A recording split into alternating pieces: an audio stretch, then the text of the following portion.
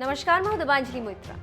भारत चीन के बीच लद्दाख सीमा पर रस्साकसी जारी। इसी बीच धोखे से चीनी सैनिकों ने 15 तारीख की रात को हमला कर दिया, जिसमें कम से कम 20 जवान भारत के शहीद हो गए। इसके साथ ही साथ चीन के 40 जवान या तो घायल हुए या मारे गए। इसी बीच LAC पर भारत और चीन की सेनाएं आमने सामने हैं और लग रहा है कि दोनों देश युद्ध करके ही मानेंगे।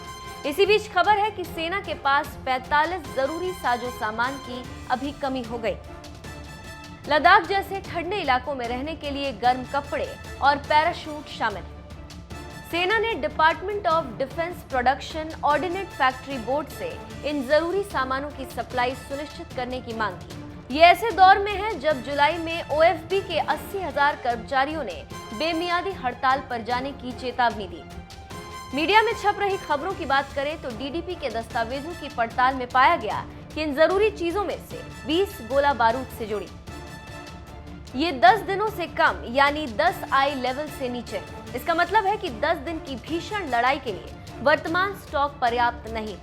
इन 20 आइटम्स में से 5 गोला बारूद ऐसे हैं जो सेना को ऑर्डिनेंस फैक्ट्री से मिलते हैं।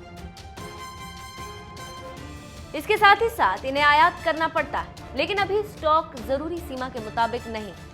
दूसरी 21 चीजों के बारे में सेना का कहना है, सामान्य सप्लाई अगर बाधित होती है तो ये आइटम बहुत मुश्किल से मिल सकेंगे। इनमें कॉम्बैट ड्रेस, कोट ECC और ग्लेशियर के लिए कैप, सप्लाई गिराने वाले उपकरण और पैराशूट शामिल हैं। इसके साथ ही DDP ने 3 आर्टिलरी गन की सप्लाई में कमी का संकेत दिया। इस तरह की 167 गन अभी तक OFB के पास नहीं पहुंची। कोरोना वायरस महामारी की वजह से इनका प्रोडक्शन प्रभावित हुआ। इसके अलावा 196 बारूद रोधी गाड़ियों की सप्लाई भी नहीं हुई। मीडिया में छप रही खबरों की माने तो पिछले 3 महीनों से इन सामानों की कोई सप्लाई नहीं हुई, क्योंकि तमाम ऑर्डिनेंस फैक्ट्रियां कोरोना से संबंधित आइटम का निर्माण करने में फंसी। वहीं लॉकडाउन की बंदिशों की वजह से बहुत सी फैक्ट्रियां बंद हैं। 9 जून को DDP ने मोस्ट अर्जेंट की कैटेगरी में रखते हुए OFB को इस सिलसिले में खत भेजा है। इसके साथ ही देश भर की 41 ऑर्डिनेंस फैक्ट्रियों के जनरल मैनेजरों को भी ये संदेश भेजा गया। लेकिन 80,000 कर्मचारियों के एम्प्लॉय फेडरेशन का कहना है कि वो अनिश्चितकालीन हड़ताल नहीं टालेंगे।